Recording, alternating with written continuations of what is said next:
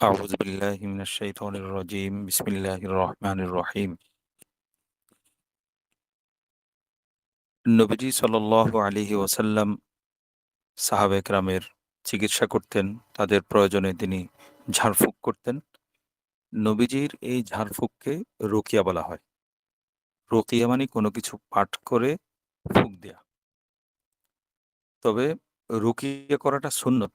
তো সুন্নত হওয়ার জন্য নবীজির পদ্ধতি অবলম্বন করতে হবে। আমার রুকিয়া করার পদ্ধতিটা সুন্নাহ সম্মত হতে হবে। এক হাদিসে আছে নবীজি আম্মাজান আয়েশা রাদিয়াল্লাহু তাআলা আনহু বলেছেন, নবীজির কাছে কোনো সাহাবী সে যদি কোনো অসুস্থতার অভিযোগ করতেন অথবা কারো দেহে কোনো ফোঁড়া বা ক্ষত দেখা দিত, তখন নবীজি কি করতেন? তার শাহাদাত আঙ্গুলি মানে তর্জনী, বৃদ্ধাঙ্গুলির পাশে যেটা ডান হাতের তর্জনী দিয়ে তিনি ১ম এ তর্জনীটা শাহাদাত আঙ্গুলটাকে থুতু দিয়ে ভিজিয়ে নিতেন। থুতু দিয়ে ভেজানোর পর আঙ্গুলটাকে নবীজি মাটির মধ্যে গেঁথে দিতেন, মাটির ভিতরে ঢোকাতেন। বেলে মাটি হোক বা ধুলো মাটি হোক সেখানে গেঁথে দিতেন। তারপর বালু বা মাটিযুক্ত আঙ্গুলটা রোগীর শরীরের ক্ষতস্থানে বা শরীরে বোলাতে থাকতেন আঙ্গুলটা। আঙ্গুলটা বারবার ক্ষতস্থানের উপর দিয়ে বুলাতেন বা মাসে করতেন। এরপর মাসে করতে, করতে নবীজি পড়তেন, বিসমিল্লাহি তুরবাতু আরদিনা বিরিqati বা'দিনা ইউশফি সাকিমুনা বিইজনি রব্বিনা। দোয়ার অর্থ হলো, আমি আল্লাহর নামে আমাদের দেশের মাটি এবং আমাদের কারো থুতু দিয়ে চিকিৎসা করছি। আমাদের প্রতিপালকের নির্দেশে আল্লাহ তাআলা এই রোগীকে কি করবেন? আরোগ্য দান করবেন।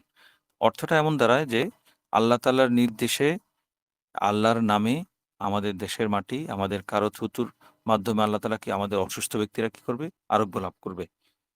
এই ছিল দোয়া। নবীজি সাল্লাল্লাহু আলাইহি ওয়াসাল্লাম যে এই চিকিৎসা যেটা করেছেন এটা অত্যন্ত সহজ। আমরা এই চিকিৎসার জন্য, এই রুকিয়া করার জন্য, এই সুন্নাহ সম্মত এই ঝাড়ফুঁক করার জন্য একটা পাত্রের মধ্যে, একটা কৌটার মধ্যে পরিষ্কার পরিচ্ছন্ন কিছু বালু রেখে দিতে পারি অথবা ধুলো মাটি রেখে দিতে পারি। প্রয়োজনের সময় আমরা এই পদ্ধতি অবলম্বন করে দোয়াটা পড়ে রোগীর ক্ষতস্থানে বা অসুস্থ ব্যক্তির শরীরে আমরা এটা মলতে পারি। আল্লামা ইবনে হাজার আসকালানী রহমতুল্লাহ আলাইহ, এখন যে আসকালান, যেখানে শেষ জমানায় অনেক বড় ঘটনা ঘটবে।